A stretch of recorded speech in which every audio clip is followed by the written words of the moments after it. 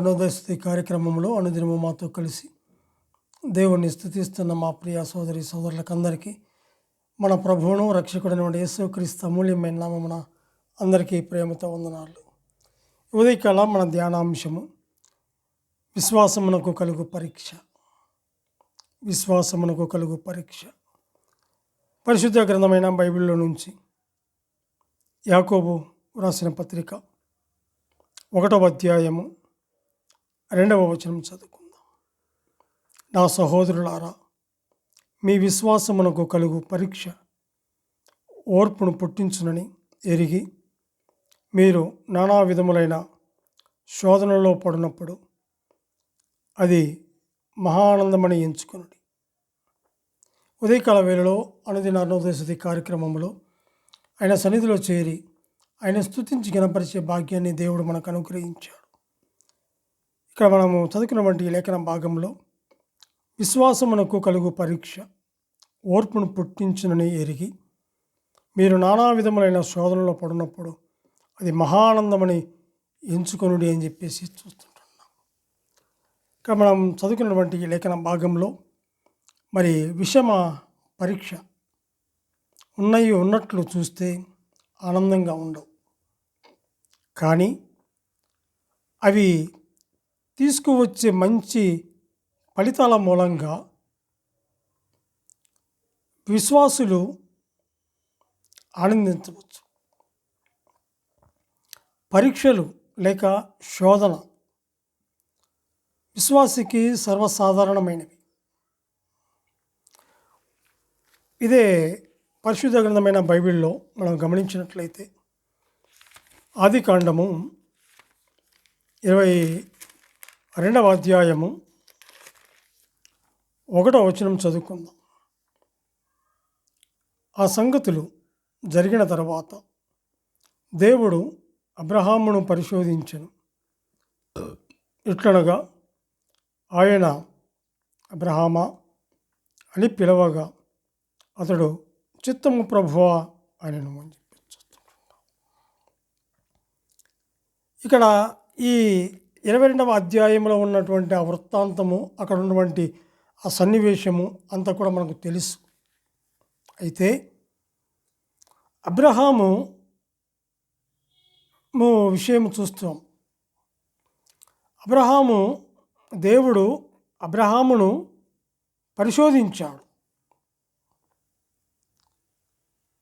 పరిశోధించాడు అనగా పరీక్షించాడు. అబ్రహాము పరీక్షలో విజయం పొందాడు.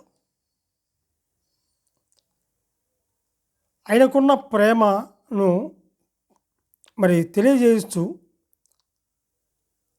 మరి మన యొక్క విశ్వాసమునకు శ్రమలు కలుగును అని హెచ్చరించి ఓదార్చవలని ఆదరిస్తూ ఉన్నట్లుగా చూస్తుంటున్నాం. అబ్రహాముకు పిల్లలు లేరు అప్పుడు, అంతకుముందు. అయితే ఈ కుమారుని అనుగ్రహించాడు.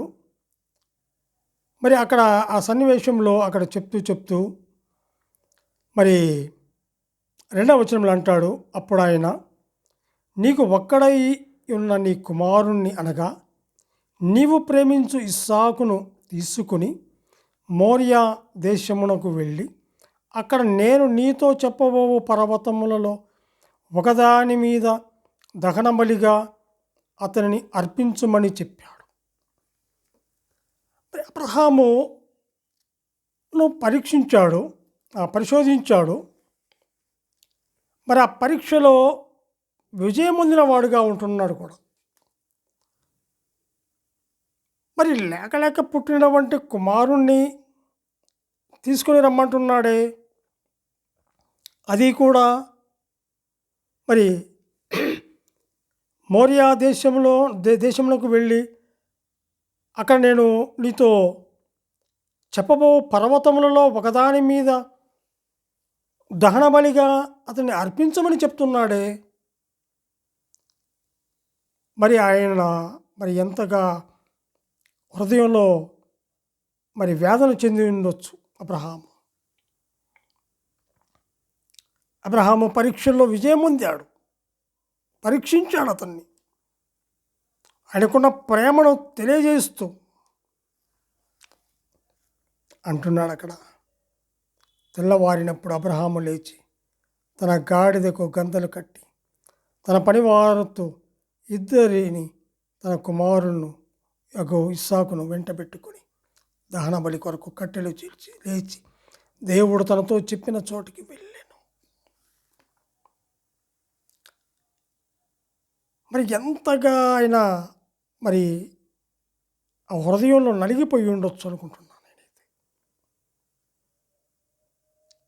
తెల్లవారింది, అబ్రహాము లేచాడు, తన గాడిదకు గంతలు కట్టాడు, తన పనివారిలో ఇద్దరిని తన కుమారుడు ఇస్సాకును వెంటబెట్టుకున్నాడు. దహన బలి కొరకు కట్టెలు చీల్చి మరి లేచి దేవుడు తనతో చెప్పిన చోటికి వెళ్ళాడు. పరీక్ష. అందుకే మనం అక్కడ చదువుకున్నాం కదా, యాకోబు పత్రికలో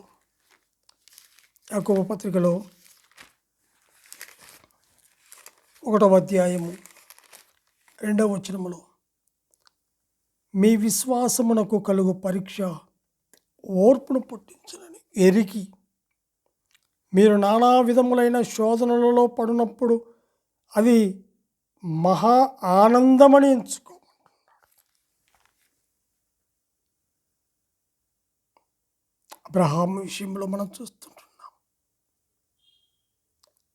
పరిశోధించాడు, పరీక్షించాడు. అబ్రహాము విజయంలో ఆ యొక్క పరీక్షలో నిలిచిన వాడుగా ఉన్నాడు, పరీక్షలో విజయం పొందిన వాడుగా ఉన్నాడు. ఆయనకున్న ప్రేమను తెలియజేస్తా ఉన్నాడు. యోహాను సువార్త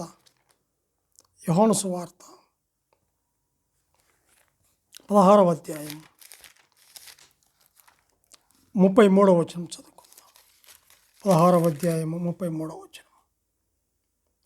నా యందు మీకు సమాధానము కలుగునట్లు ఈ మాటలు మీతో చెప్పుచున్నా, లోకములో మీకు శ్రమ కలుగును, అయినను ధైర్యము తెచ్చుకొనుడి, నేను లోకమును జయించి ఉన్నాను. లోకములో మీకు శ్రమ కలుగును, అయినను ధైర్యము తెచ్చుకోండి, నేను లోకమును జయించాను. విషమ పరీక్షలు ఉన్నట్లుగా చూస్తే ఆనందం ఉండదు, కానీ అవి తీసుకొని వచ్చే మంచి ఫలితాల మూలంగా విశ్వాసులు ఆనందించవచ్చు. నలక కొట్టుటకు యెహోవాకి ఇష్టమాయను అని చెప్పి చూస్తాం. నన్ను నలకొడతాడు దేవుడు. నాకు శోధనలు వస్తాయి, ఆ శోధనలో నిలిచిపోవాలి. యోబు వలె మనము నిలిచిపోవాలి. ఎప్పుడైతే నిలుస్తామో, అబ్రహాము వలె ఎలాగ నిలిచిపోతామో, ఆయన మాటకు విధేయులమైపోతామో, దాని ద్వారా ఆనందము, మహిమ, మెప్పు, ఘనత ఉంది. లోకములో మీకు శ్రమ కలుగును, అయినను ధైర్యము తెచ్చుకోండి, నేను లోకమును జయించి ఉన్నాను అంటున్నాడు. రోమీయులకు రాసిన పత్రిక 5వ అధ్యాయము 3 నుంచి 5 వచనాలు చదువుకుందాం. రోమీయులకు రాసిన పత్రిక 5వ అధ్యాయం 3 నుంచి 5 వచనాలు. అంతేకాదు, శ్రమ ఓర్పును, ఓర్పు పరీక్షను, పరీక్ష నిరీక్షణను కలుగు చేయనని ఎరిగి శ్రమలయందు అతిశయపడుతుంది. ఎందుకనగా ఈ నిరీక్షణ మనల్ని సిగ్గుపరచదు, మనకు అనుగ్రహింపబడిన పరిశుద్ధాత్మ ద్వారా దేవుని ప్రేమ మన హృదయాల్లో కృంభరింపబడి ఉంది. దేవుని కృప మన హృదయాల్లో కృంభరింపబడింది. పరిశుద్ధాత్మ ద్వారా ఈ నిరీక్షణ సిగ్గుపరచదు.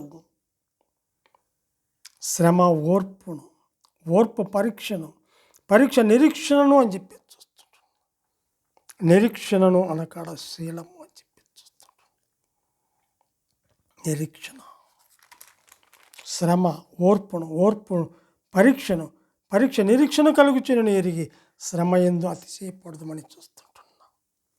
పేతురు వ్రాసినటువంటి మొదటి పత్రిక 1వ అధ్యాయము 6-7 వచనాలను కూడా మనం చూస్తే, ఇందువలన మీరు మిక్కిలి ఆనందించుచున్నారు కానీ అవసరమును బట్టి నానా విధములైన శోధనల చేత ప్రస్తుతమున కొంచెము కాలం మీకు దుఃఖము కలుగుచున్నది. నశించిపోవు సువర్ణము అగ్ని పరీక్ష వలన శుద్ధపరచబడుచున్నది కదా, దానికంటే అమూల్యమైన మీ విశ్వాసము ఈ శోధనల చేత పరీక్షకు నిలిచినదై యేసుక్రీస్తు ప్రత్యక్షమైనప్పుడు మీకు మెప్పును మహిమయు ఘనతయు కలుగుటకు కారణం.